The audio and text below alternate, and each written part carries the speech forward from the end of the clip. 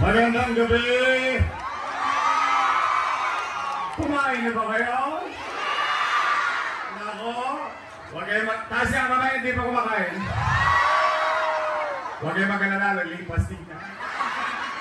Mga nanay, tatay ko, mga senior citizen, I love you. Yan ang pinakamamahal ko sa lahat. O mga batang Maynila, total, hindi pa kayo kumain. Ngayon, hindi lang po kami ni Chia Chensa at ng buong Yormes Choice ang nagpunta rito sa inyong lugar.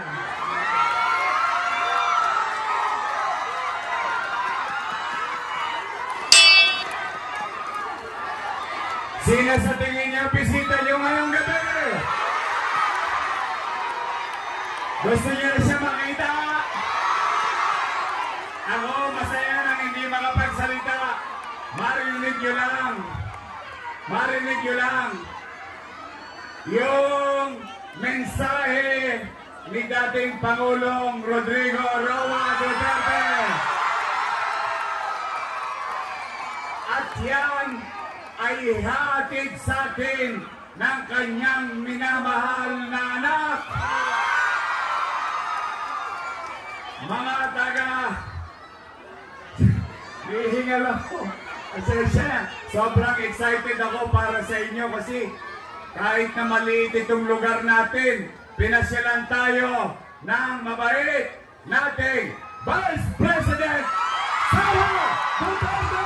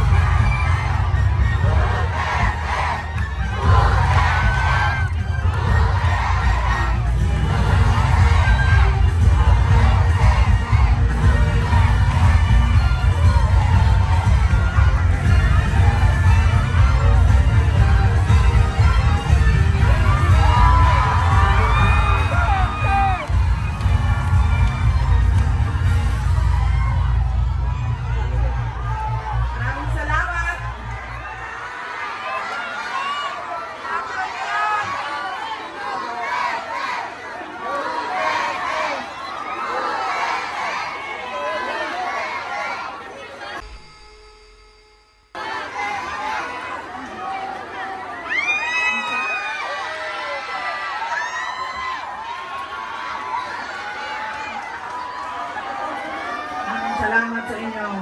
Lalaban tayo!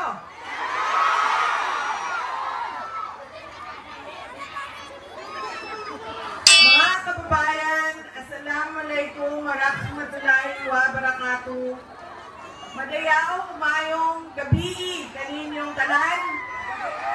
Magandang gabi sa inyo lahat. Unahin ko po muna ang aking mga pagpapasalamat. Una po, ang pagpapasalamat ko sa ating pinakamamahal na Yorme Isko Moreno. Maraming salamat. Si Mayor po ang nagpahiram sa akin ng entablado, ng mikropono, ng ilaw, ng kuryente, ng sound system ngayong gabi na ito para makapagbigay ng mensahe para sa inyong lahat. Pangalawa, pagpapasalamat ko mula po sa akin para sa inyong lahat. Marami sa inyo ang hindi na naghapunan, hindi na nagluto, hindi na naglaba, galing pa trabaho, kanina pang hapon, mainit, nandito para makinig sa mensahe para sa bayan. Maraming salamat po sa inyong lahat.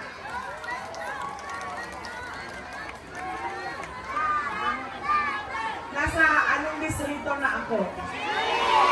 Sinong congressman yun?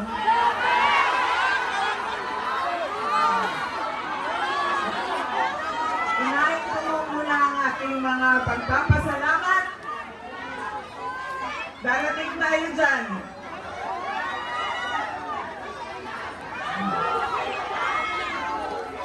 Hindi ko nga maintindihan, ikwento niyo sa akin, bakit naging congressman si Abante?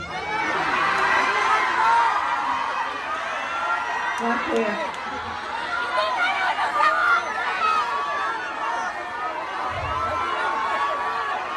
Siya din ba may kasalanan? Hindi. Okay. Kasi doon sa ibang distrito, endorso niya, pero dito hindi. Palaisipan sa akin, paano naging, mamaya, tapusin ko muna pagpapasalamat ko. Ang susunod na pagpapasalamat ay mula po kay Pangulong Rodrigo Duterte.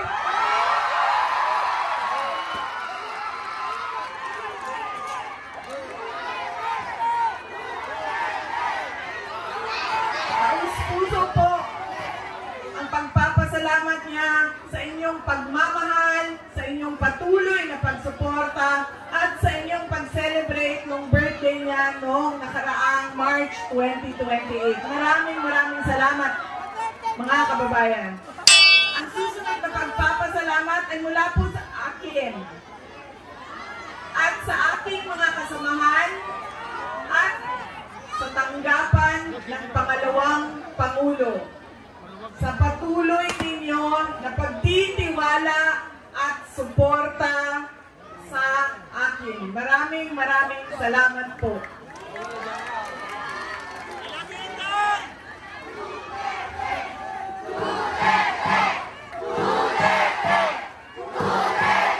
Maraming salamat sa inyo. Yorme, pahingi ako sombrero. Kalbo ako autograph ka please, boboto kita.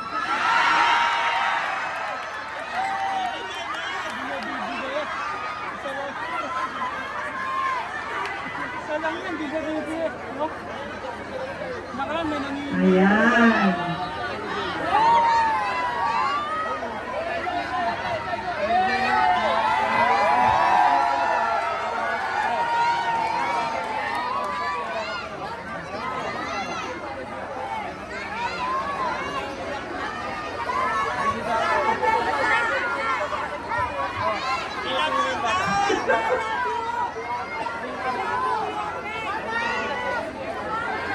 Ayan. Ang susunod na pagpapasalamat ay mula po sa pamilya namin, ang pamilya Duterte. Napakalaki ng utang na loob namin sa inyong lahat, mga kababayan, sa pagkakataon na ibinibigay ninyo sa amin na makapaglingkod sa ating bayan. Maraming salamat po sa inyong lahat. Ganon din yan dito sa inyong syudad. Anong distrito nga ba tayo? Sino nga ba congressman natin?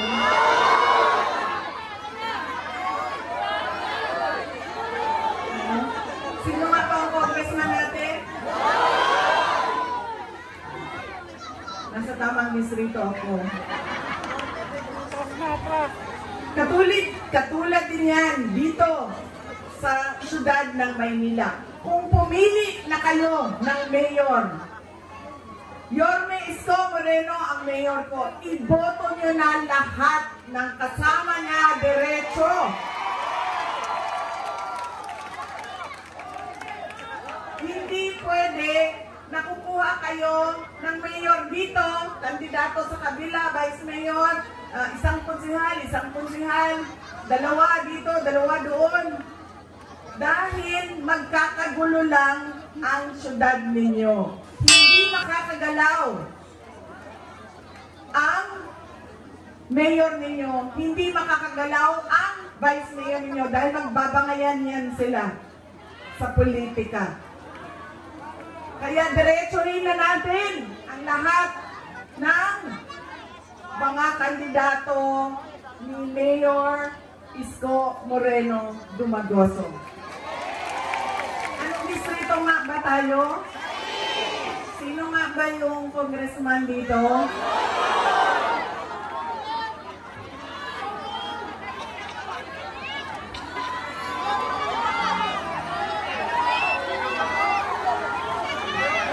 Alam nyo, kagabi, nandun ako sa kabilang distrito.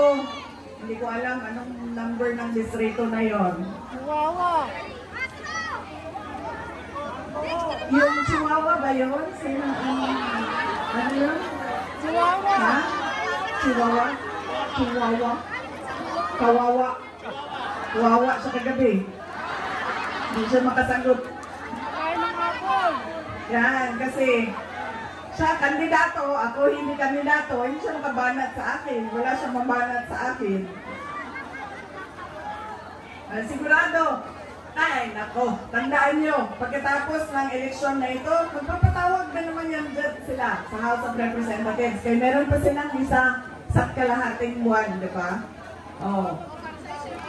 Papatawag na naman kami, papakulong na naman kami, papaiyakin na naman yung mga kasamahan ko. Sigurado na ako. Di ba? Hindi ko na alam kung ano ba talaga ang plano ng administrasyon na ito para sa bayan. Dahil wala naman tayong nakikitang pagbabago. Ang lagi lang nilang ginagawa, hinahabol si Inday Sara. No? Gusto nila burahin si Inday Sara. Sinubukan nila, nag-investigate sila sa loob ng House of Representatives. Walang nangyari. Natigil lang na hindi mo alam bakit natigil. Tapos sasabihin nila, hindi makasagot. Pupunta kami. Kayo ang tumigil, tawag niya ulit kami. Pahiling kayo ulit. In-impeach nila si Inday Sara. Nandyan pa rin si Inday Sara. Sabi nila, nakawin na lang natin ang tatay ni Inday Sara. Kidnapin na lang natin. Pero nandito pa rin si Inday Sara. Kaya antay kayo. Marami pa yan darating. Ano nga ba distrito natin? Sino nga bang congressman dito?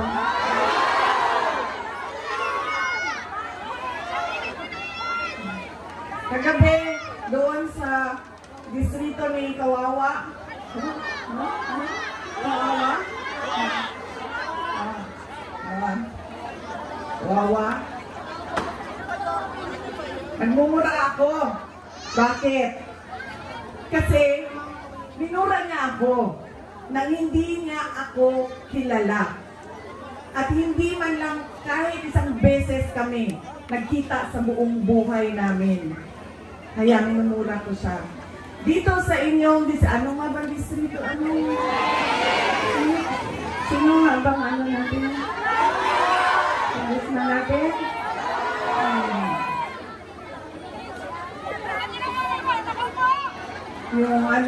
Yung distrito ninyo ay nagdadasal ang inyong congressman. Kaya hindi po ako magmumura dito ngayon. Gagamitan ko po kayo ng pagdarasal. Unahin na po natin, seryoso ito, mamaya na yung unahin na po natin ang pagdarasal para sa kaluluwa ni Pope Francis. Dahil namatay po ang ating Pope at kailangan natin magdasal. In the name of the Father, the Son, the Holy Spirit. Amen. Lord, we pray for the eternal repose of the soul of our beloved Pope Francis.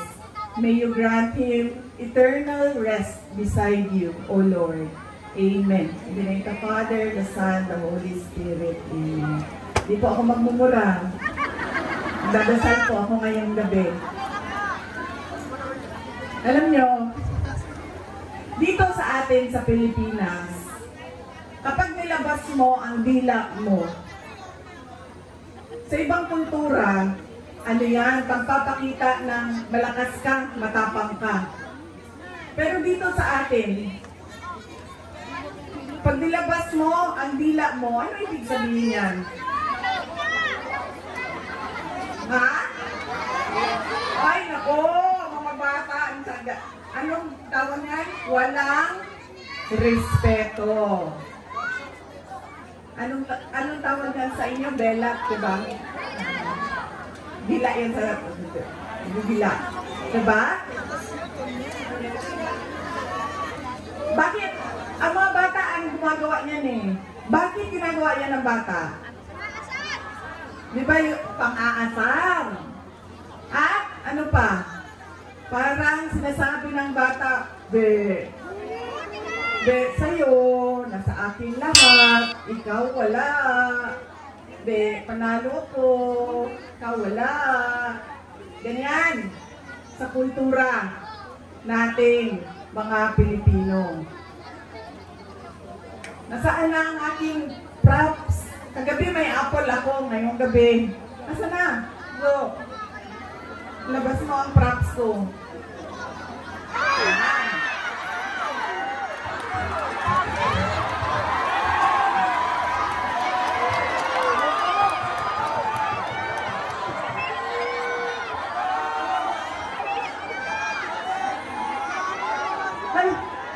Anong distrito tayo?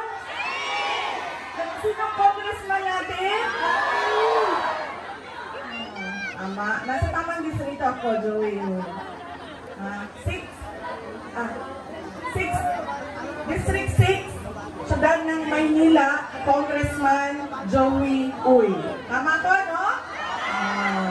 Anong sinasabi niya sa inyo? Naisahan ko kayo. Ako meron. Kayo wala. Ay, ano nga ba distrito ito? Sino nga ba congressman natin? Anong tawag sa ganitong tao, mga anak? Walang? Oh. Klaro yan ha? At kanino siya walang respeto? Sa inyo. Sa inyo siya walang respeto. Ako nakaupo. Kayo nagugutom. Ay! Ano nga ba ang distrito ito? Sino ang congressman natin? Klarong-klaro na yan ha. Congressman, wag mo ilalabas yung dila mo. Pakita mong ngipin mo. Yan. Tingnan nyo? Naka-smile. May respeto sa tao. Smile. Balita ko, mabait daw yung kandidato ninyo dito. Papakita ng ngipin, nag-smile. Ano nga ba distrito natin? Sino nga ba congressman natin? Nasa 6th district ako ng Syudad ng Maynila. Ang congressman dito ay si Joey Uy. Tama? Mga kababayan, ang lahat ng ginagawa natin ay para sa Diyos, sa bayan, at sa bawat pamilyang Pilipino. Syukran.